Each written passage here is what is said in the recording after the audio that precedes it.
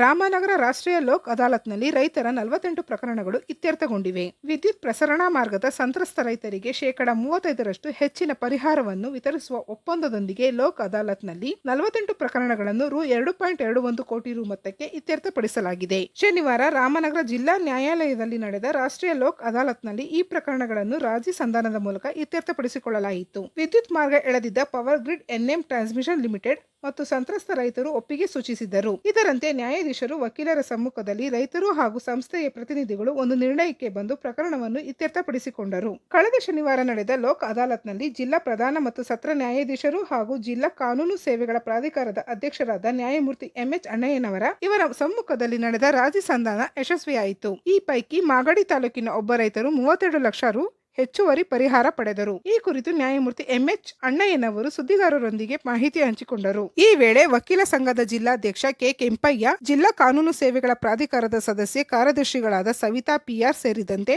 ವಕೀಲರು, ಕಕ್ಷಿದಾರರು ಇದ್ದರು. ನಮಸ್ಕಾರ. ಈ ದಿವಸ ರಾಜ್ಯಾದ್ಯಂತ ಲೋಕ ಅದಾಲತ್ ನಡೆದಿದೆ.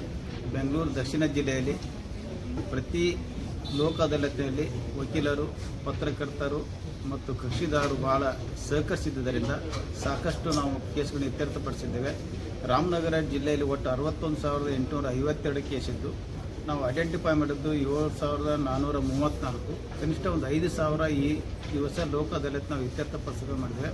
ಎಲ್ಲ ಸಾರ್ವಜನಿಕರ ಮನವಿ ಮಾಡಿಕೊಳ್ಳೋದಿಷ್ಟೇ, ಈ ರೀತಿ ನೀವು ಲೋಕ ಅದಾಲತ್ನ ಇತ್ಯರ್ಥಪಡಿಸೋದ್ರಿಂದ ನಿಮಗೆ ಸಮಯ ಉಳಿತಾಯ, ಖರ್ಚು ಉಳಿತಾಯ, ಹಣ ಉಳಿತಾಯ, ಇದರಿಂದ ಮನಸ್ಸಿಗೆ ನೆಮ್ಮದಿ ಸಹಿತ ಇರುತ್ತದೆ. ನಿಮ್ಮ ಆರೋಗ್ಯದಲ್ಲಿ ಸಹಿತ ಯಾವುದೇ ರೀತಿ ವ್ಯತ್ಯಾಸವಿಲ್ಲ. ಒಂದು ನ್ಯಾಯಾಲಯದಲ್ಲಿ ಕೋರ್ಟ್ ಇದ್ದಂಥ ಸಂದರ್ಭದಲ್ಲಿ ನೀವು ಚಿಂತೆ ಒಳಗಾಗ್ತೀರ. ಈ ಚಿಂತೆಯಿಂದ ನಿಮ್ಮ ಆರೋಗ್ಯದ ಮೇಲೆ ಪರಿಣಾಮ ಬೀರುತ್ತೆ.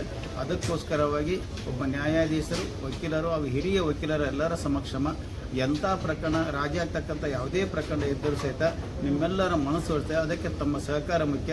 ತಾವು ಸಹಕಾರ ಕೊಟ್ಟಂಥ ಸಂದರ್ಭದಲ್ಲಿ ಹೆಚ್ಚಿನ ಕೇಸನ್ನು ನಾವು ಇತ್ಯರ್ಥಪಡಿಸೋ ಸಾಧ್ಯತೆ. ಈ ಒಂದು ಜನತಾ ನ್ಯಾಯದಲ್ಲಿರ್ತಕ್ಕಂಥ ಸುವರ್ಣ ಅವಕಾಶವನ್ನು ಸಾರ್ವಜನಿಕರು ಹಾಗೂ ವಕೀಲರು ಮತ್ತು ಹಿರಿಯರು ಎಲ್ಲರೂ ಸಹಿತ ಸದುಪಯೋಗ ಪಡೆದುಕೊಳ್ಬೇಕಂತ ಹೇಳ್ಬಿಟ್ಟು ನಾನು ಜಿಲ್ಲಾ ಕಾನೂನು ಸೇವಾ ಪ್ರಾಧಿಕಾರ ಅಧ್ಯಕ್ಷರಾಗಿ ತಮ್ಮೆಲ್ಲರಲ್ಲಿ ಮನವಿ ಮಾಡಿಕೊಳ್ತೇನೆ. ಇದರಲ್ಲಿ ಪ್ರಮುಖವಾಗಿ ಈ ಲೋಕ ಅದಾಲತ್ ವಿಶೇಷವಾಗಿ ಪವರ್ ಗ್ರಿಡ್ ಇರ್ತಕ್ಕಂಥ ಪ್ರಕರಣ, ಅಂದರೆ ರೈತರ ಜಮೀನಿನಲ್ಲಿ ವಿದ್ಯುತ್ ಲೈನ್ಗಳು ಎಳೆದಿರ್ತಾರೆ. ಆ ಲೈನ್ ಎಳೆದಂಥ ಜಾಗದಲ್ಲಿ ಯಾವುದೇ ಬೆಳೆ ಬೆಳೆಯಲು ಸಾಧ್ಯತೆ ಇಲ್ಲ, ಮತ್ತು ಗಿಡ ಬೆಳೆಯಲು ಸಾಧ್ಯತೆ ಇಲ್ಲ, ಮತ್ತು ಮನೆ ಕಟ್ಟಲು ಸಾಧ್ಯತೆ ಇರುವುದಿಲ್ಲ. ಈಗಾಗಲೇ ಅವರಿಗೆ ಪರಿಹಾರವನ್ನು ಕೊಟ್ಟಿರ್ತಾರೆ. ಈಗ ಅವರು ಹೆಚ್ಚಿಗೆ ಪರಿಹಾರಕ್ಕೋಸ್ಕರವಾಗಿ ಅರ್ಜಿ ಸಲ್ಲಿಸಿದ್ದು, ಅದಕ್ಕೋಸ್ಕರ ಪವರ್ ಗ್ರಿಡ್ ಇರ್ತಕ್ಕಂಥ ವಕೀಲರು ಮತ್ತು ಅವರಿರ್ತಕ್ಕಂಥ ಅಧಿಕಾರಿಗಳನ್ನು ಮತ್ತು ರೈತರ ಪರವಾಗಿ ಇರ್ತಕ್ಕಂಥ ವಕೀಲರು ಮತ್ತು ರೈತರನ್ನ ಕರೆಸಿ ನಾವು ರಾಜಿ ಸಂಧಾನ ಏರ್ಪಟ್ಟಾಗ ಈಗ ಅವರಿಗೆ ಪರಿಹಾರ ಕೊಟ್ಟಂಥ ಹಣದಲ್ಲಿ ಶೇಕಡಾ 35% ಹೆಚ್ಚಿಗೆ ಪರಿಹಾರವನ್ನು ಕೊಡಲು ಒಮ್ಮತದಿಂದ ಎಲ್ಲರೂ ಒಪ್ಪಿಕೊಂಡಿದ್ದರಿಂದ ಸುಮಾರು ಈ ಲೋಕದಲ್ಲಿ ವಿಶೇಷವಾಗಿ 100 ಪ್ರಕರಣಗಳು ಇತ್ಯರ್ಥವಾಗುವುದರಿಂದ ರೈತರಿಗೆ ತುಂಬ ಅನುಕೂಲ ಆಗ್ತದೆ. ಇದು ಪ್ರಮುಖವಾದಂಥ ಅಂಶ.